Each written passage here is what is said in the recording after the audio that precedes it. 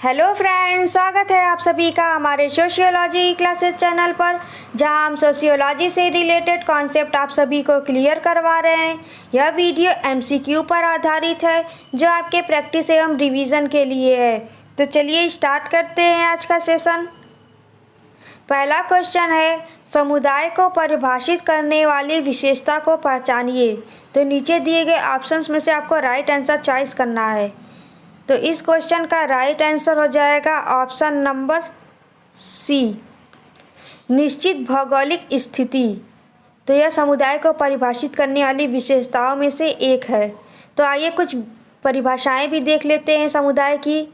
Bogardus के अनुसार ऐसा सामाजिक समूह जिसमें कुछ अंश तक हम की भावना होती है तथा जो एक निश्चित क्षेत्र में रहता है, समुदाय है।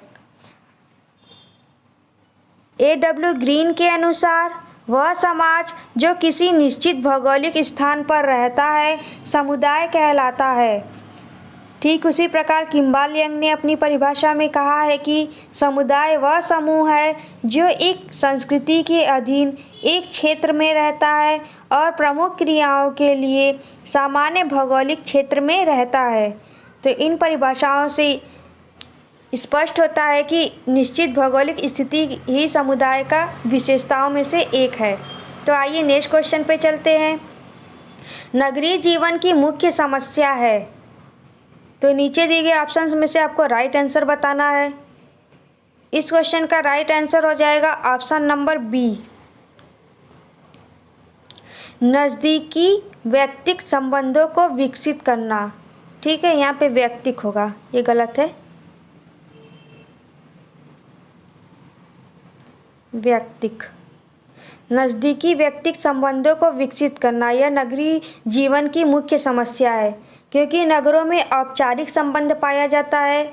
औपचारिक संबंध का मतलब होता है कि व्यक्ति सिर्फ ज़रूरत भर का संबंध रखता है, यानी फॉर्मेलिटी उन लोगों के बीच में होती है, जबकि गांव में ऐसा नहीं होता है। वहाँ लोग एक दूसरे के सुख दुख में भागीदार बनते हैं, जबकि शहरों में ऐसा कुछ नहीं होता है। तो आइए नेक्स्ट क्वेश्चन पे चलते हैं। निम्नलिखित में से कौन एक समुदाय को संस्थापित करता है? तो इस क्वेश्चन का राइट आंसर हो जाएगा ऑप्शन नंबर ए, इलाहाबाद में बंगाली ब्राह्मण। ठीक है, यह आपका राइट आंसर हो जाएगा। आइए नेक्स्ट क्वेश्चन पे चलते हैं। भारतीय संदर्भ में सामान्यतः नगरी का अर्थ है। तो इस क्वेश्चन का राइट आंसर हो जाएगा ऑप्शन नंबर बी, जनसंख्या, आकार तथा घनत्व का प्रकार। इसी के आधार पर नगरीय और ग्रामीण समाज में अंतर किया जाता है। ठीक है, आइए नेक्स्ट क्वेश्चन पे चलते हैं। सही कथन का चयन करें। तो इस क्वेश्चन का राइट आंसर हो जाएगा ऑप्शन नंबर सी,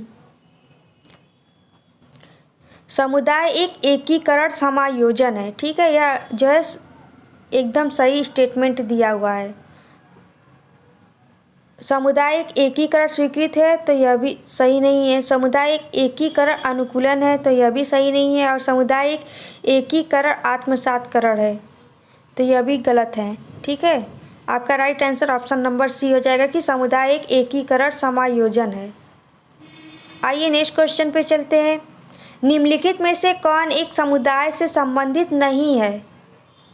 तो नहीं पे ध्यान दीजिएगा, नहीं पूछा है।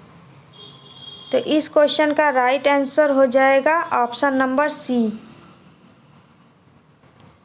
व्यक्तिक स्वार्थ। ठीक है, यह जो है नगरों से संबंधित है। ठीक है, यह विशेषता नगरीय संबंधों में आता है। आइए नेक्स्ट क्वेश्चन पे चलते हैं। समुदाय की पहचान यह है कि व्यक्ति अपना संपूर्ण जीवन पूर्ण रूप से उसी में व्यतीत कर सकता है। तो यह परिभाषा दी है आपके सोरोकिन ने। ठीक है, सोरोकिन ने। आइए नेक्स्ट क्वेश्चन पे चलते हैं। निम्नलिखित में से कौन एक ग्रामीण जीवन की विशेषता है? विशेषता आप सभी को बताना है। तो इस क्वेश्चन का राइट आंसर हो जाएगा परिवारवाद। परिवारवाद। ठीक है, आइए नेक्स्ट क्वेश्चन पे चलते हैं। नगरवाद का अर्थ होता है। तो इसका राइट आंसर हो जाएगा ऑप्शन नंबर बी, नगरीय जीवन पद्धति, ठीक है, नगरीय जीवन पद्धति। जैसा कि लुईस विर्थ ने कहा है, नगरीयता एक जीवन शैली है, नगरीयता जीवन का एक ढंग है। अर्बनाइज्म इज़ वे ऑफ लाइफ। और इनकी कुछ विशेषताएं भी बताई इन्होंने नगरों की कौन कौन सी, तो उसे भी देख लीजिए। एक हो जाएगा विषमता, दूसरा हो जाएगा निर्भरता,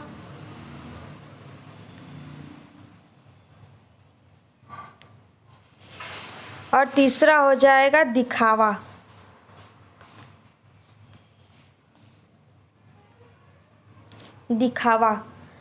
तो यह बताया है विशेषता आपके लुईस विर्थ ने।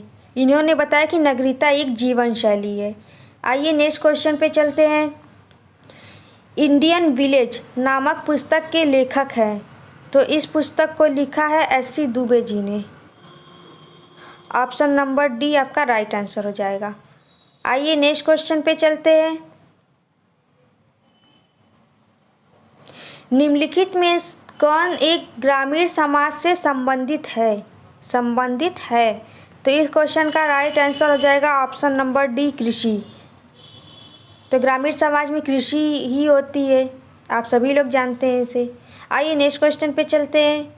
ग्रामीण समुदाय को नगरीय समुदाय से भिन्न करने के लिए निम्नलिखित में से कौन सा आधार सही है?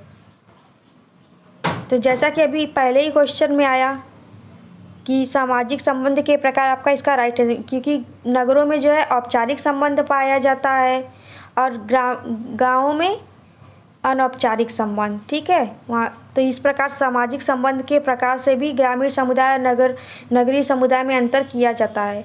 आइए नेक्स्ट क्वेश्चन पे चलते हैं। समुदाय का वर्गीकरण आदिम पूर्व औद्योगिक और महानगरीय समुदाय के रूप में किसने किया है? तो इस क्वेश्चन का राइट आंसर हो जाएगा option number D. Option number D Curtis और कोलमैन, ठीक है, कर्टिस और कोलमैन, ये आपका राइट आंसर हो जाएगा। आइए नेक्स्ट क्वेश्चन पे चलते हैं। एक नगर में रहने वाले लोगों को संबोधित करने के लिए कौन सी अवधारणा का प्रयोग किया जाएगा? एक नगर की बात कर रहा है यहाँ पे, तो इस तरह से आपका राइट आंसर हो जाएगा समुदाय, क्योंकि समुदाय का एक निश्चित क्षेत्र होता है। तो यहाँ पे एक नगर की बात कर रहा है, तो एक नगर भी एक तरह से समुदाय में ही आएगा, ठीक है। आइए नेक्स्ट क्वेश्चन पे। लघु समुदाय की अवधारणा किस संदर्भ में अधिक प्रासंगिक है? तो इस क्वेश्चन का राइट आंसर हो जाएगा ऑप्शन नंबर ए ग्रामीण समुदाय, ठीक है। तो आज की वीडियो यहीं पे समाप्त होती है। वीडियो अच्छी लगी हो तो इसे लाइक करिए, चैनल को सब्सक्राइब करिए, साथ ही बेल आइकन को प्रेस कर दीजिए ताकि हमारी आने वाली वीडियोस की नोटिफिकेशन आप सभी को मिलती रहे। Thank you so much.